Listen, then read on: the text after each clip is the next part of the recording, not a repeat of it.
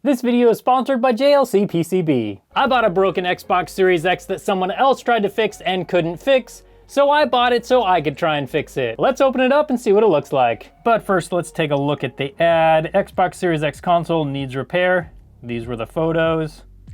And the item description says Xbox Series X console needs repair. The HDMI port broke. I replaced the HDMI port but wasn't successful. Still didn't get sync with the TV. It powers up and the internal speaker makes the boot up chime.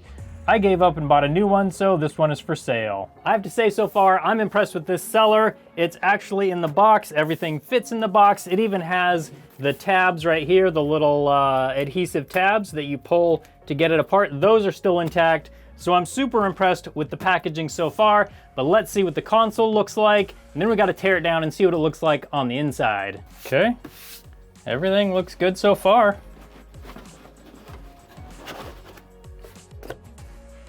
Comes with the power cable. Does not come with the controller. So you can see the seller removed this part of the label to get to this screw. Let's take a look and see the condition of the console. Actually looks pretty good. So good so far. All right, so let's see what the inside looks like now. So I just noticed this HDMI port. It looks like it's kind of up at an angle or something. So yeah, you can see it's kind of angled up over here. So I immediately see problems with the HDMI port, which is what I expected since that's what the seller tried to replace.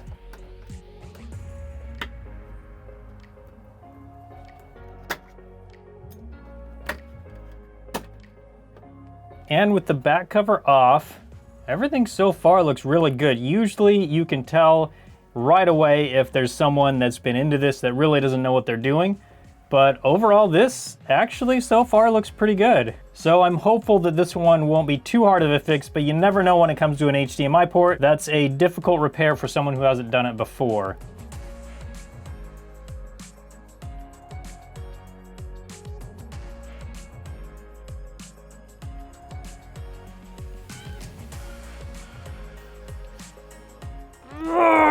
This guy must have been a farmer. That screw is on there super tight. This calls for a bigger driver. Okay, now let's see what we can do. No problem.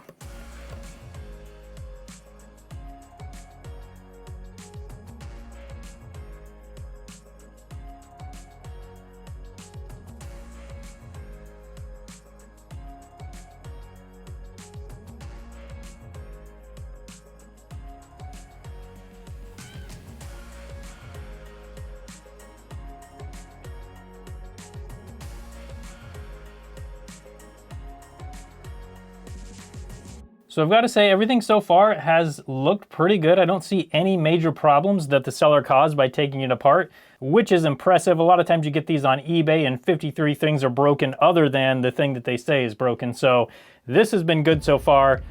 But one important thing we got to check is if it has the perfect amount of thermal paste. And I can definitely confirm that it does not have the perfect amount of thermal paste. This is probably the real problem, but we'll take a look at that later. Let's get this HDMI port figured out. And the first thing that I see that's wrong is it's just loose on here. So that is the first problem. It's not anchored down to the board at all. So that's the first thing that needs attention. I'm trying to decide if I can reuse this port or whether I just need to put a brand new port on. To really decide though, I need to take a look at those 19 small pins on the back side. So I'm gonna get set up under the microscope so we can check those out. All right, taking a look at these pins. Got to get this cleaned up a little bit better because I just can't see. Overall, it looks like the seller actually did okay. Definitely got some flux in there that we need to clean off, but that's actually some pretty nice clean soldering. So let's get this all cleaned off and then we can take a little better look at it.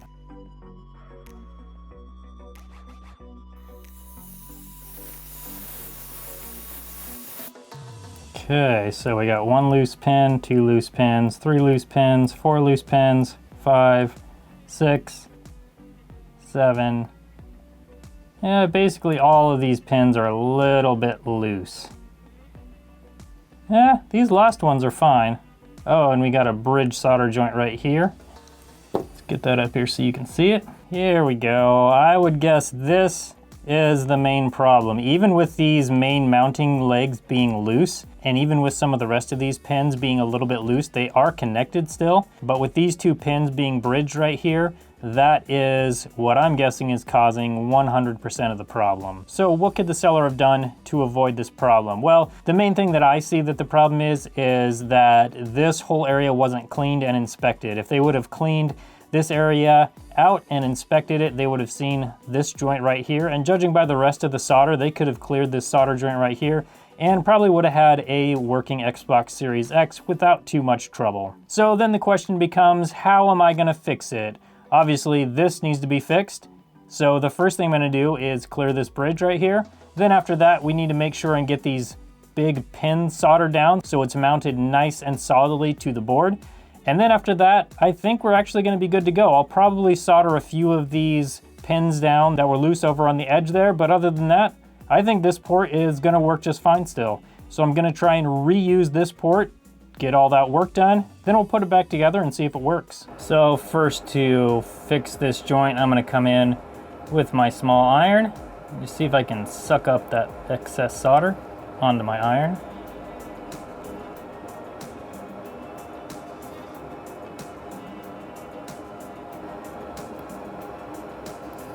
And there we go. Now you may have noticed I was using a small iron and I got that bridge near the edge. And at that point I knew I could come in with my larger iron and soak up more solder, because the larger iron can get a lot hotter and pull some of that solder over onto the iron. Now with that fixed, I think the rest of it's gonna be pretty easy. We can clearly see some of these joints over here are just not really connected well. So I'm gonna go ahead and fix that. Then we'll get these mounting pins fixed and then we should be done.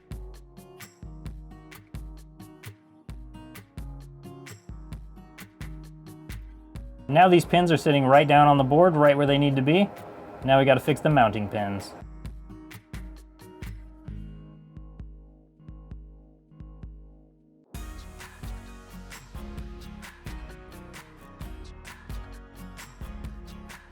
And here we go. I think we saved this port. We got these mounting pins fully attached to the board. All of the 19 small pins on the back soldered with no bridge joints. And these are the mounting holes underneath. I do need to clean this area up a little bit. Then it'll be time to install the perfect amount of thermal paste. Then we can put it back together.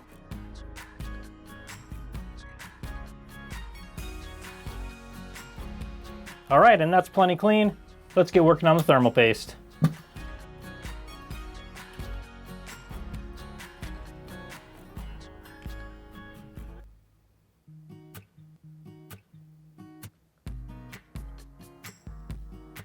That's what I'm talking about. That's perfect.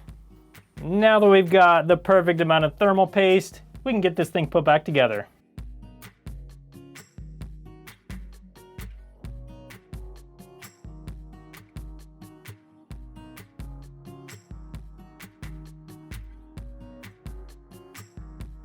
It's all back together, it's all repaired, but will it turn on? So the seller said that it did turn on, but it wouldn't show anything on the screen. So let's see what it does for us now with that HDMI port fixed. Well, that's no good. No power at all. Let's try it with a power cord that's actually plugged in. Now let's see what it does. Oh no. Well, that's a bummer. So there's gotta be something else wrong. I don't think I did anything else wrong. There was one connector inside here that seemed a little bit loose when I plugged it in. So I'm gonna take the back cover off and let's take a look at that. But first, Haircut Steve wants to talk about today's sponsor, JLC PCB. JLC PCB is one of the best places to get your custom PCBs manufactured. They offer fast and accurate manufacturing, as well as fast shipping to the United States. Now, one of the things that's difficult with this whole pandemic situation is getting the parts you need when you need them. JLC PCB offers a parts pre-order service. It can be very frustrating when you place an SMT order, but the parts are not in stock or they don't have enough of the parts. With this service from JLC PCB, you can order the parts well beforehand, so then by the time you're ready to place your SMT order, the parts are all ready to go. So you can build up your parts supply reduce your parts costs, and have a stable parts supply for your SMT orders. With JLC PCB, you can get 5 PCBs for only $2 and $0 SMT fee. Visit jlcpcb.com to learn more. I'll put a link right down in the description that'll take you right there. Now let's get back to long-haired Steve and this repair. Now let's get this back cover off and see if we can figure out what's wrong. So this right here is what I'm worried about.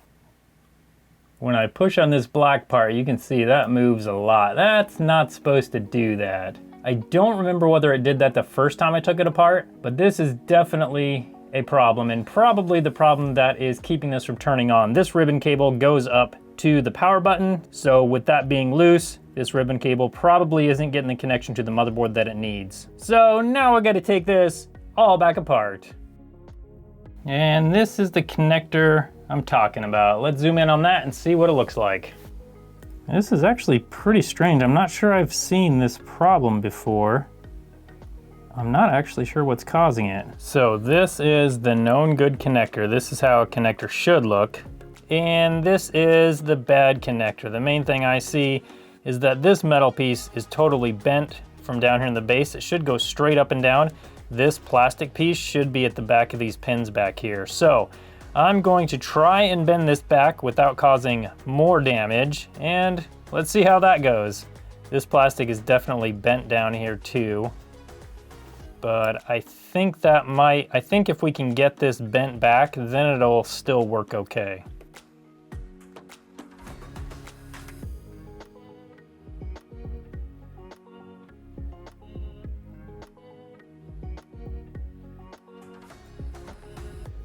Okay, it is bending back.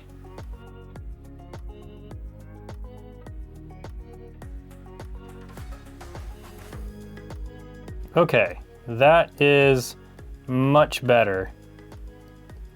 Let's try and plug a cable into this and see if it actually works. Okay, it locks in, good. Let's see if it releases.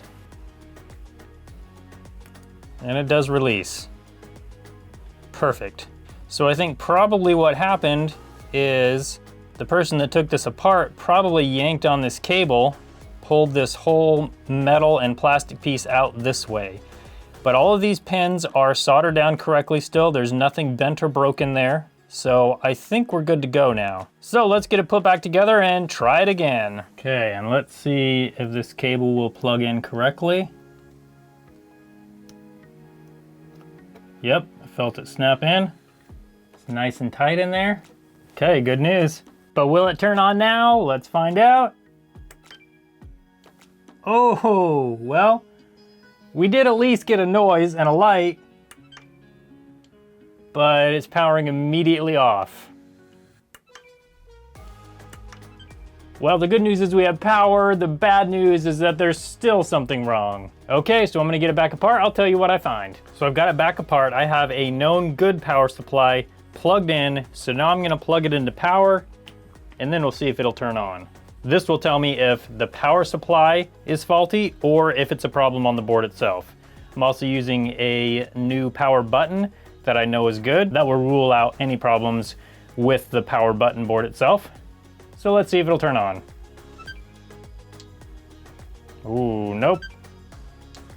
Exact same thing. So this leads me to believe it might be a problem on that lower board. I'm gonna remove this power supply, then we can do some testing. So with my multimeter in ohms mode, I'm gonna see how much resistance there is between the ground pin and the power pin. 0.7 mega ohms, that's good. 1.5 mega ohms, 1.4 mega ohms, 1.4 mega ohms, 1.3 mega ohms, and 1.2 mega ohms. So definitely no shorts to ground on that. So that's good news. There's no shorts on the power rail. So what I suspect might be going on is maybe a part of this HDMI circuit could be causing it to not power on. So now I've got to take it down to this lower board and then we can check out that system. Okay, and I'm just going to go through each of these 19 small pins and see which of them show a short to ground, if any.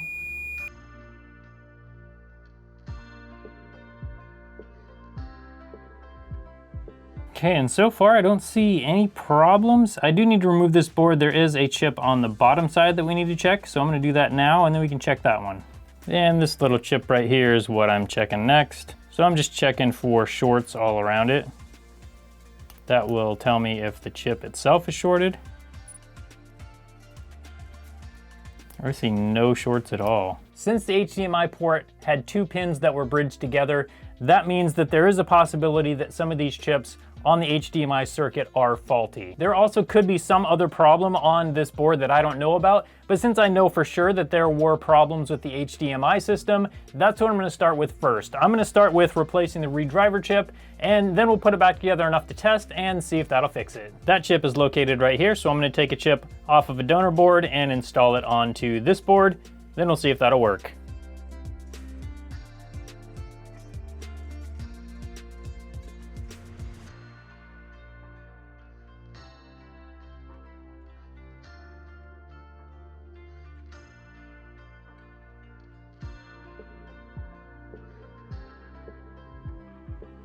And now with that replaced, let's get it put back together enough to test and see if that works. Okay, now to find out if we actually fixed it. Here we go with the power button. Power comes on, black screen. Oh, come on, this is good. Come on. Ah, there we go. That's what I'm talking about. We finally fixed this Xbox Series X. If you like this type of video, I think you'll like the video where I had an Xbox Series X that actually started smoking. I'll put a link up on your screen if you want to come hang out with me over there and see if I can fix that. Thank you so much to JLC PCB for sponsoring this video. Thank you for watching it, and I hope you have a good one. So since that HDMI port did have those 2 pins that were bridged,